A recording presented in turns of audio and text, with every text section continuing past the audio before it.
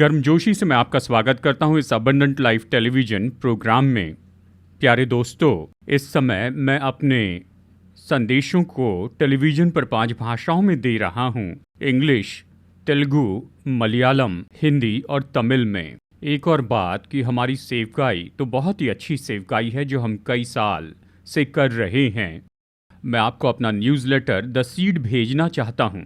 यदि कोई मेरा न्यूज़लेटर मंगवाना चाहता है, कृपया इस व्हाट्सएप नंबर पर अपना एड्रेस भेजिए और मैं वो न्यूज़ लेटर आपको तुरंत ही भेज दूंगा। यदि आप में से कोई चाहता है कि मैं आकर प्रचार करूं, परमेश्वर का वचन आपकी रिवाइवल सभाओं में, कॉन्फ्रेंस में या चर्च में, तो मैं बड़ी खुशी से आऊँगा।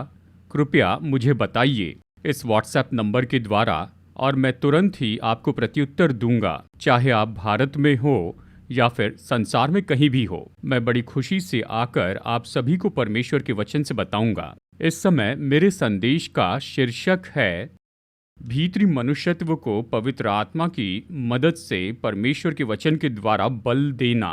मैं आपके लिए पढ़ रहा हूँ रोमियो अध्याय 7 वचन 22। क्योंकि मैं भीतरी मनुष्यत्व से तो परमेश्वर की व्यवस्था से बहुत प्रसन्न रहता हूँ। यहाँ प्रेरित पौलुस कह रहा है, वो कहता है मैं प्रसन्न हूँ व्यवस्था से, यानी परमेश्वर के वचन से। भीतरी मनुष्यत्व में ये बहुत महत्वपूर्ण है दोस्तों। केवल भीतरी मनुष्यत्व ही है जो वचन के लिए भूखा होता है। तो ये भीतरी मनुष्यत्व, इससे बल देना चाहिए कि ये पवित्र आत्मा के द्वारा वचन के अनुसार करें।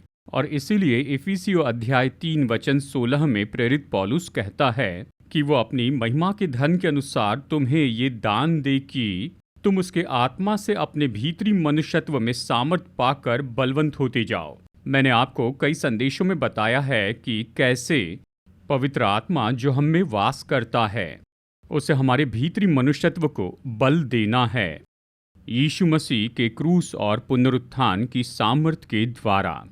और एक तरीका है जिससे पवित्र आत्मा हमारे भीतरी मनुष्यत्व को बल देता है। ये तो मेरे दोस्तों वो योग्य बनाता है, वो सामर्थ्य देता है उस नए मनुष्यत्व को जो हम में है कि परमेश्वर के वचन के अनुसार काम करें, कि उन आज्ञाओं को माने जो कि बाइबल में हैं, खास करके प्रभु यीशु मसीह की आज्ञाएं।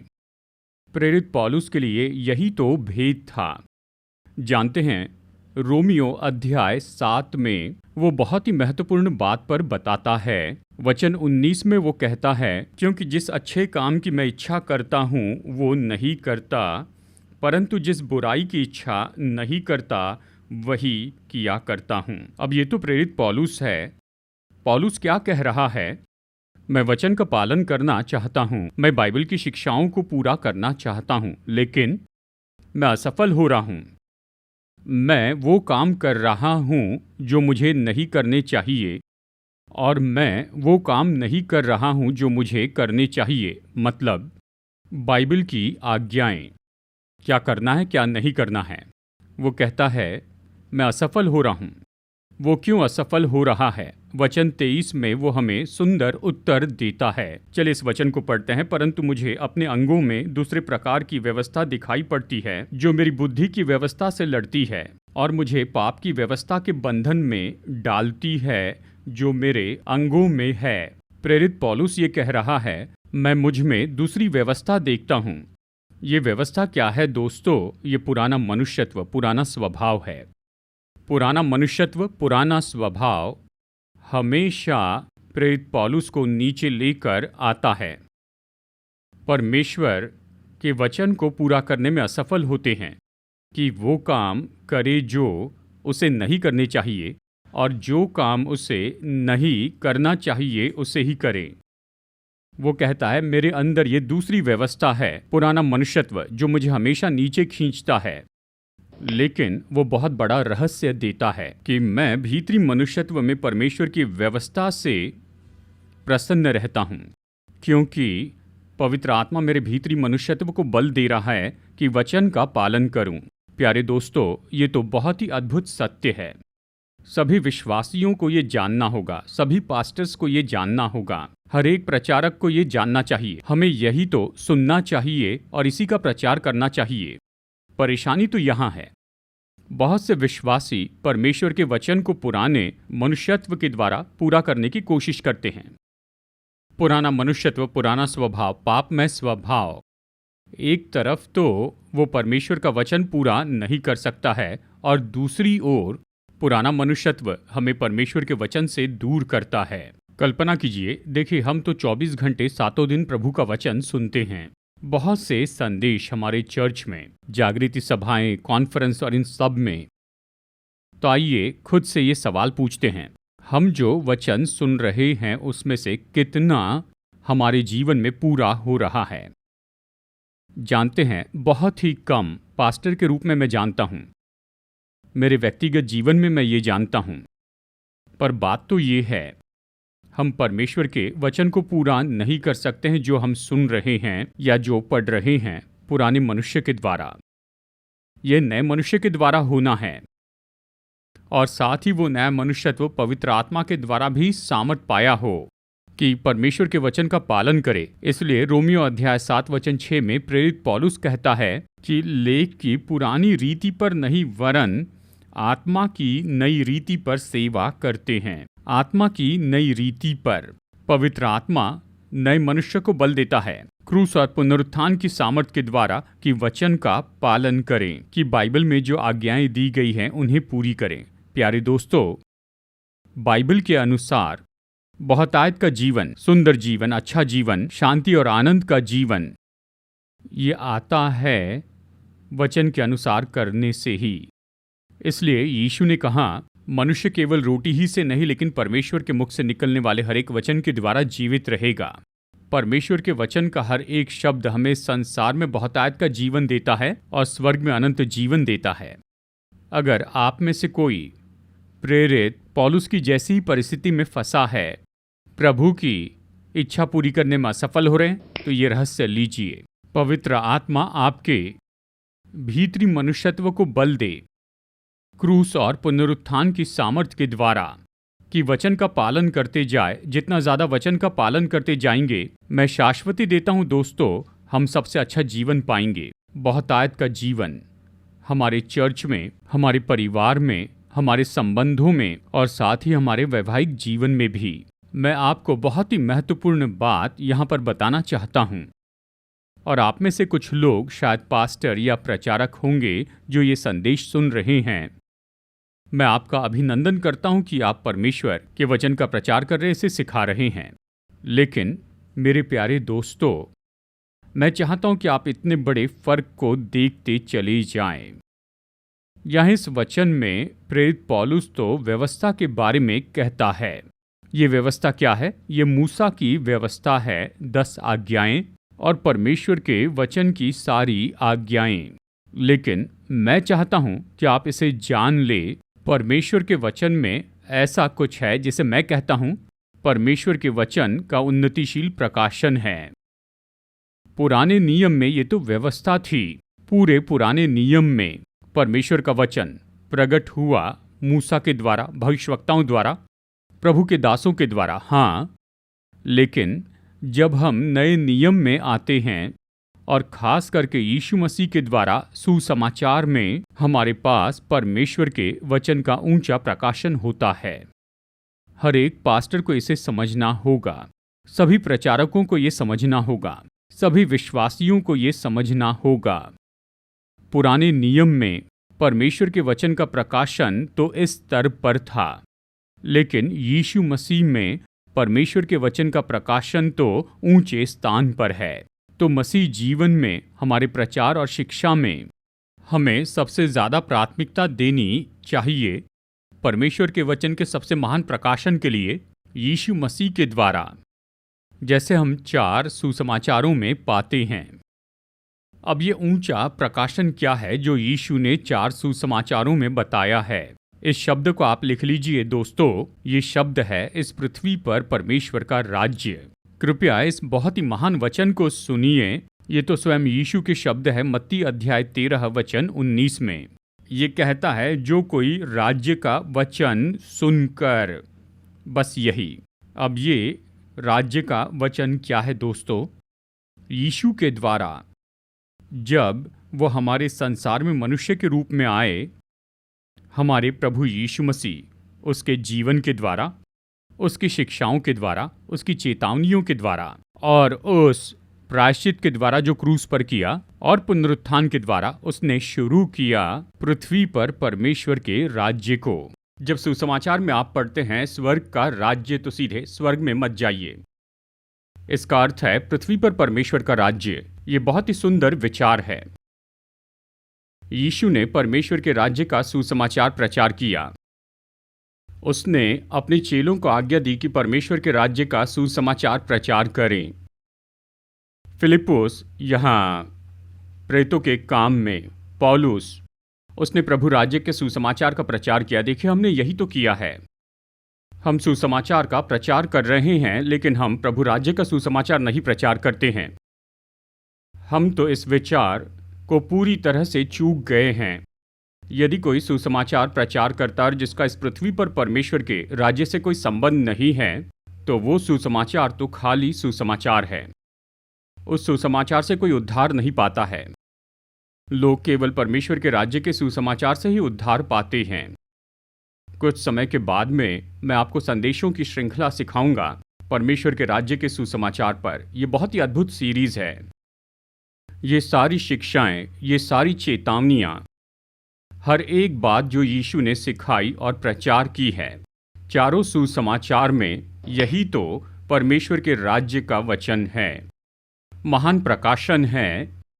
तो मसीह जीवन में हमें प्राथमिकता देनी होगी इस ऊंचे प्रकाशन को जो परमेश्वर ने यीशु मसीह के द्वारा 4 सुसमाचारों में प्रकट किया है। और इसलिए यूहन्ना कहता है, मूसा के द्वारा हमने व्यवस्था प्राप्त की, लेकिन यीशु के द्वारा हमने प्राप्त किया है अनुग्रह और सत्य को। एक संदर्भ में यीशु अपने चेलों से कहते हैं और अपने आसपास के यहूदियों से उसने कहा, जो वचन मैं तुम्हें देता हूँ ये मेरा नहीं है, ये तुम्हारा स्वर्गीय पिता है जिसने मुझे ये वचन दिया है। ये ऊंचा प्रकाशन है, ये उन्नतिशील प्रकाशन है। और इसलिए मैं सच में सारे प्रचारक और सारे पास्टरों से विनती करता हूँ, 4 सुसमाचार में परमेश्वर के वचन को सबसे बड़ी प्राथमिकता दे, सुसमाचार का प्रचार करें। जब चारों सुसमाचार प्रचार करते हैं तो यीशु का प्रचार करते हैं, हम प्रभु राज्य का प्रचार करते हैं। यही तो विचार है जिसकी ओर हमें देखना चाहिए। तो मैं अभी जो इस संदेश में बता रहा हूँ उसके संबंध में मसीह जीवन में भीतरी मनुष्यत्व पवित्र आत्मा के द्वारा बलवंत होते जाए परमेश्वर के वचन के द्वारा। परमेश्वर का कौन सा वचन? पृथ्वी पर परमेश्वर के राज्य का वचन जो 4 सुसमाचारों में बताया है। चारों सुसमाचार का बहुत ही सुंदर विवरण यहाँ पर दिया गया है, प्रेतों के काम की किताब से प्रकाशित वाक्य तक। अगर किसी को पुराने नियम से प्रचार करना है, निश्चय इसका प्रचार कीजिए क्योंकि ये परमेश्वर का वचन है, लेकिन हमेशा संबंध जोड़िए पुराने नियम का परमेश्वर के राज्य के सुसमाचार से, परमेश्वर के वचन से जो यीशु ने 4 सुसमाचारों में प्रकट किया है। परमेश्वर के वचन का अंतिम प्रकाशन, इसलिए यीशु को कहा गया वचन। वचन देहधारी हुआ, उसने आकर हमारे बीच में डेरा किया। सामान्य रूप में यीशु के मानव रूप लेने के बारे में हम कहते हैं, नहीं, यीशु ने केवल मानव रूप ही नहीं लिया, लेकिन यीशु के द्वारा परमेश्वर का अंतिम वचन भी देहधारी हो गया। यीशु ने इसका प्रचार किया। तो मेरे दोस्तों, चलिए मैं आपको कुछ उदाहरण देता हूं कि कैसे पुराने नियम में परमेश्वर का वचन और यीशु मसीह की जो शिक्षाएं हैं, ये तो पुराने नियम की जो शिक्षा है उससे ऊंची है। सबसे पहले ये बात मैं आप पर बहुत स्पष्ट करना चाहता हूं कि प्रभु यीशु ने पुराने नियम की व्यवस्था को नाश नहीं किया, उसने उसका हर एक अंश पूरा किया। इस वचन को सुनिए, मत्ती अध्याय 5 वचन 17 को। ये न समझो कि मैं व्यवस्था या भविष्यवक्ताओं की पुस्तकों को लोप करने आया हूँ, लोप करने नहीं परंतु पूरा करने आया हूँ। यीशु एक यहूदी के रूप में, मसीहा के रूप में, चेलों के स्वामी के रूप में उसने पुराने नियम की व्यवस्था को पूरा कर दिया। और ऐसा कोई नहीं जो परमेश्वर की व्यवस्था को यीशु के जैसे 100% पूरी कर सके।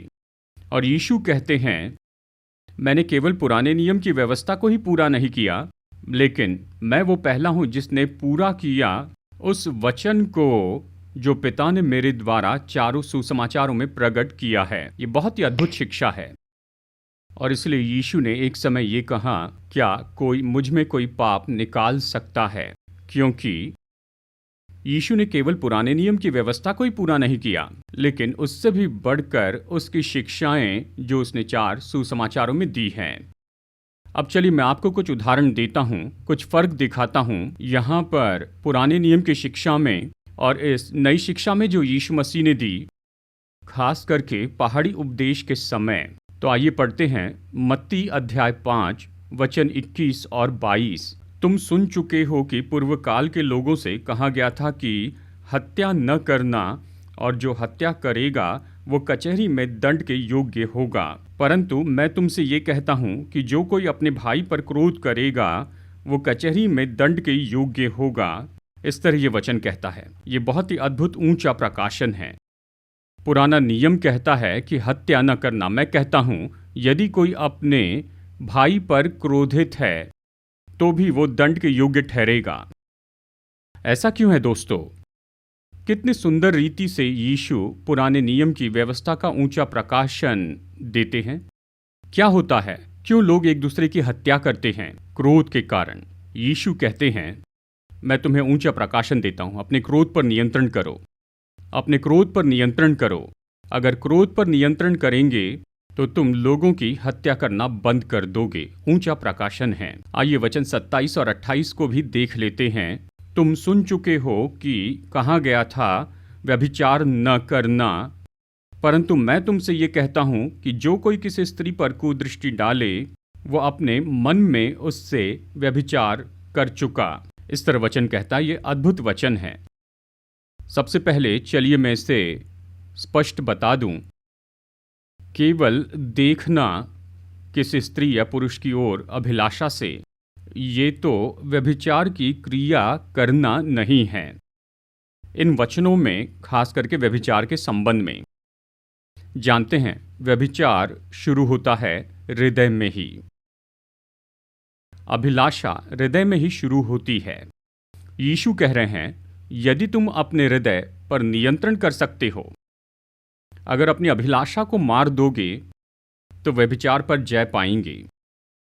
तो ये यीशु की ऊंची सुंदर शिक्षा है। मैं ये सब इसी संबंध में कह रहा हूं कि हमारा भीतरी मनुष्यत्व अनुकरण करते जाएं।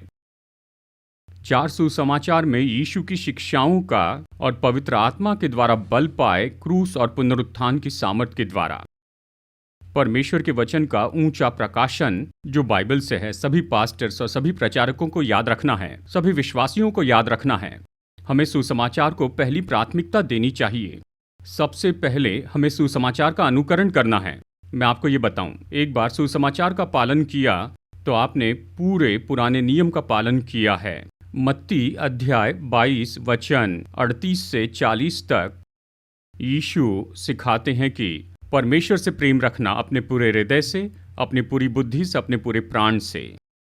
और फिर यीशु दूसरी आज्ञा भी देते हैं, अपने पड़ोसी से अपने समान प्रेम रखना। ये ऐसा करना इतना सरल नहीं है। ये विषय तो बहुत बड़ा विषय जब हम परमेश्वर से प्रेम करने की बात करते हैं, और ये विषय भी बहुत बड़ा है जब हम इस आज्ञा में आते हैं जहां यीशु ने कहा कि अपने पड़ोसी से अपने समान प्रेम रखना। अद्भुत जानकारी है। ये इस तरह से है कि इसमें इतनी जानकारी है कि पुराने नियम की जो सारी बातें हैं वो पूरी होती है केवल इन दो अद्भुत आज्ञाओं में ही। चलिए एक और उदाहरण देखते हैं। मत्ती अध्याय 5 वचन 38 और 39। तुम सुन चुके हो कि कहा गया था आंख के बदले आंख और दांत के बदले दांत, परंतु मैं तुमसे ये कहता हूं कि बुरे का सामना न करना, परंतु जो कोई तेरे दाहिने गाल पर थप्पड़ मारे उसकी ओर दूसरा भी फेर दे। बहुत ही अद्भुत शिक्षा है। पुराने नियम में आंख के बदले आंख, दांत के बदले दांत मतलब बदला, दूसरे व्यक्ति पर हमला करे। पर यीशु ने कहा नहीं, परमेश्वर के राज्य में मैं उस आज्ञा के बारे में तुम्हें ऊंचा प्रकाशन देता हूं। यदि कोई आपको चोट पहुंचाए तो उसे चोट न पहुंचाए। बस आपको इतना ही करना है कि दूसरा गाल फेर दे। बहुत ही अद्भुत शिक्षा है प्यारे दोस्तों। देखिए, यही तो होता है, आँख के बदले आँख और दांत के बदले दांत। इसका परिणाम तो बहुत विनाश होता है, लंबे समय का विनाश होता है। एक व्यक्ति नफरत करता है, दूसरा नफरत करता है, इसका परिवार जुड़ता है, उसका परिवार जुड़ता है, बदला लेते जाते हैं, द्वेष करते हैं, बहुत ज़्यादा विनाश होता है। लेकिन यहाँ पर यीशु ने बहुत ही सुंदर आज्ञा दी। उसने इस तरह से कहा, अगर कोई तुम्हें चोट पहुंचाए तो बस शांत हो जाए। ज़रूरी नहीं कि आप दूसरा गाल फेर दे, बस आपको यही करना है कि बदला न ले। वो व्यक्ति आपको 2-3 बार मार सकता है, लेकिन हमेशा मारते नहीं रह सकता है। अगर आप उसे मारेंगे तो वो आपको मारते रहेगा। कितनी बड़ी सच्चाई है। परमेश्वर के वचन का महान प्रकाशन यीशु के द्वारा चारों सुसमाचार में। मैं क्या कह रहा हूं दोस्तों, मसीह जीवन में हमें सबसे ऊंची प्राथमिकता देनी है यीशु की शिक्षाओं को, यीशु की आज्ञाओं को, यीशु की चेतावनियों को जो 4 सुसमाचारों में हैं, और फिर महत्व दे बाकी नए नियम को और बाकी पुराने नियम को। सब कुछ परमेश्वर का वचन है, लेकिन मैं प्राथमिकता के बारे में कह रहा हूं। प्रचारक और पास्टर्स 4 सुसमाचार प्रचार करें, जहां पर आप यीशु को देखेंगे, मसीह पर केंद्रित शिक्षा, जिसमें आप परमेश्वर के राज्य का सुसमाचार पाएंगे, जिसमें आप मसीही चेले बनाने की शिक्षा पाएंगे, जिसमें आप पाएंगे कि परमेश्वर की इच्छा कैसे पूरी करें। हर एक बात जो मसीह जीवन में पूरी करनी है वो 4 सुसमाचारों में बताई गई है। बस यही है, 4 सुसमाचार प्रचार करते रहें।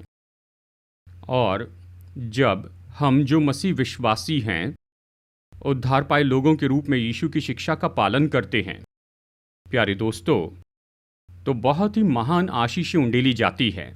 मैं आपको 5 आशीष बताता हूं, आप इसे लिख लीजिए। समय की कमी के कारण मैं पूरा विवरण तो नहीं दूंगा। दोस्तों, जब हम 4 सुसमाचारों में यीशु की शिक्षा को प्राथमिकता देते हैं, यह हमें बहुत से तरीकों से आशीष देता है। नंबर 1, यीशु की शिक्षा हमें जीवन में बहुत ही बलवान बनाती है। मत्ती अध्याय 7 वचन 24 और 25। इसलिए जो कोई मेरी ये बातें सुनकर उन्हें मानता है, वो उस बुद्धिमान मनुष्य के समान ठहरेगा जिसने अपना घर चट्टान पर बनाया, और मेह बरसा और बाढ़ें आई और आंधियां चली और उस घर से टकराई, फिर भी वो नहीं गिरा, क्योंकि उसकी नींव चट्टान पर डाली गई थी। यीशु की शिक्षाएं तो चट्टान के जैसी हैं। जब हम यीशु की शिक्षाओं का पालन करते हैं तो जीवन मजबूत होता है। कोई नकारात्मक परिस्थिति नहीं, कोई बुरी शक्ति नहीं, कोई नकारात्मक शक्ति नहीं जो हमें गिरा सके। नंबर 2, यीशु की शिक्षा हमें यहाँ इस संसार में बहुतायत का जीवन देती है। यूहन्ना अध्याय 10 वचन 10। मैं इसलिए आया कि वे जीवन पाए और बहुतायत से पाए। इस तरह ये वचन कहता है। हमारे प्रभु यीशु मसीह ने हमें उद्धार दिया है कि हम बहुतायत के जीवन का अनुभव करें यहाँ इस पृथ्वी पर। इसे कैसे करते हैं? इस वचन को सुनिए, यूहन्ना 10 वचन 3। उसके लिए द्वारपाल द्वार खोल देता है और भेड़ें उसका शब्द सुनती हैं, और वो अपनी भेड़ों को नाम ले लेकर बुलाता है और बाहर ले जाता है। भेड़ें उसका शब्द सुनती है। कौन सा शब्द? 4 सुसमाचार में यीशु की शिक्षाएं। जब हम उद्धार पाए हुए लोग 4 सुसमाचार में यीशु की शिक्षाओं का पालन करते हैं, हम इस पृथ्वी पर बहुतायत का जीवन पाएंगे। इसके बारे में मत चूकिए। अब तीसरी आशीष लिखिए, यीशु मसीह की शिक्षाएं हमें इस संसार में स्वतंत्र करती है। यूहन्ना अध्याय 8 वचन 31 और 32। तब यीशु ने उन यहूदियों से जिन्होंने उस पर विश्वास किया था कहा, यदि तुम मेरे वचन में बने रहोगे, याद रखे मेरे वचन, मेरी शिक्षा, तो सचमुच मेरे चेले ठहरोगे और तुम सत्य को जानोगे और सत्य तुम्हें स्वतंत्र करेगा।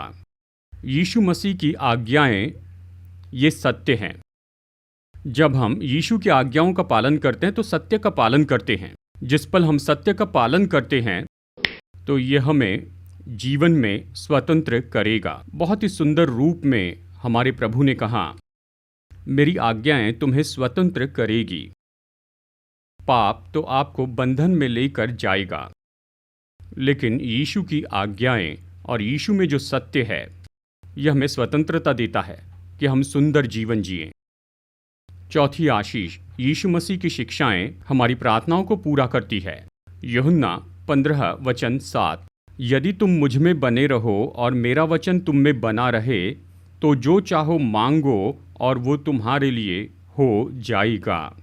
सुंदर है, यीशु ने कहा, यदि तुम मेरे वचन और मेरी शिक्षा का पालन करोगे तो तुम्हें जो चाहिए मांगो और स्वर्गीय पिता तुम्हें वो देगा। बिल्कुल स्पष्ट है, ये ब्लैंक चेक है जो यीशु हमें देते हैं। लेकिन सत्य ये है, जिस पल हम यीशु की आज्ञाओं का पालन करते हैं तो हमारा मजबूत प्रार्थना का जीवन होता है। जब हम प्रार्थना करते हैं, यीशु की आज्ञाओं का पालन करते हैं, स्वर्गीय पिता हमारी प्रार्थनाओं का उत्तर देंगे और हमें वो आशीषें देंगे जो हम प्राप्त करना चाहते हैं। नंबर 5, यीशु की शिक्षा हमें अनंत जीवन देती है। यूहन्ना अध्याय 6:68, शमौन पतरस ने उसको उत्तर दिया, हे प्रभु, हम किसके पास जाए? अनंत जीवन की बातें तो तेरे ही पास है। प्यारे दोस्तों, पुराने नियम में हम अनंत जीवन की शिक्षाओं को नहीं देखते हैं, चाहे ये मिलेनियम का राज्य हो, एस्केटोलॉजी या फिर स्वर्ग में हमारे जीवन के बारे में।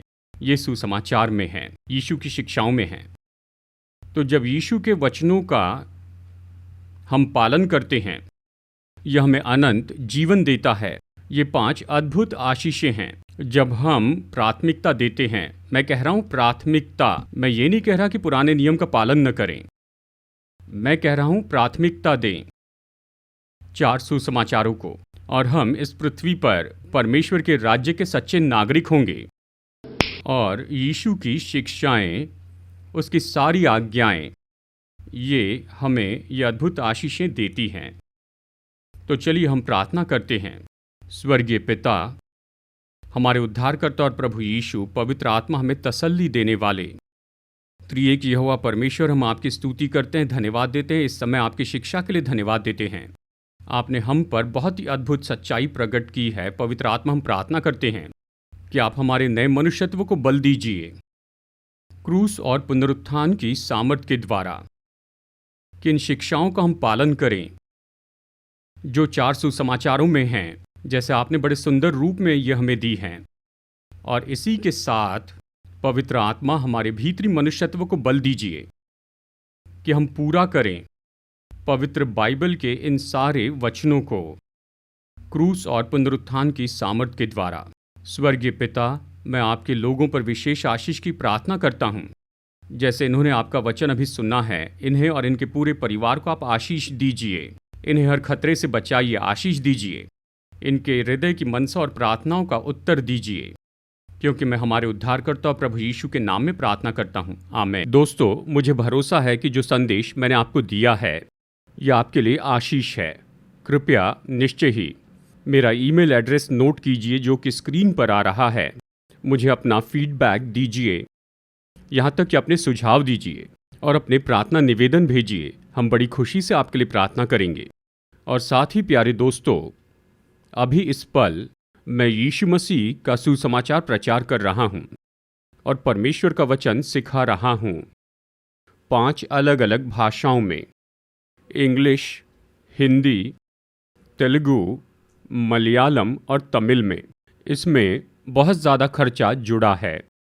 लाखों लाखों लोग इसके कारण सुन रहे हैं यीशु मसीह के उद्धार का संदेश, और लाखों विश्वासी भी परमेश्वर का सुंदर वचन सुन पा रहे हैं अपनी आत्मिक उन्नति के लिए। कृपया मेरे लिए प्रार्थना कीजिए। साथ ही मदद के लिए मैं विनती करता हूँ आपके डोनेशन और आपके योगदान। कृपया स्क्रीन पर आने वाली इस जानकारी को आप नोट कीजिए, इस सारी जानकारी को लिख लीजिए। कृपया अपने डोनेशन और योगदान हमें भेजिए। अगर आप में से कोई भी एक प्रोग्राम को स्पॉन्सर करना चाहता है तो हमारा नंबर स्क्रीन पर दिया गया है। आप इस नंबर पर फ़ोन कर सकते हैं और मेरा ऑफिस आपको बताएगा कि कैसे आप एक प्रोग्राम के स्पॉन्सर हो सकते हैं। जब आप ऐसा करेंगे कि परमेश्वर का वचन लाखों लोगों के द्वारा सुना जाए और जब वो आशीष प्राप्त करते हैं तो यीशु आपको भी आशीष देंगे।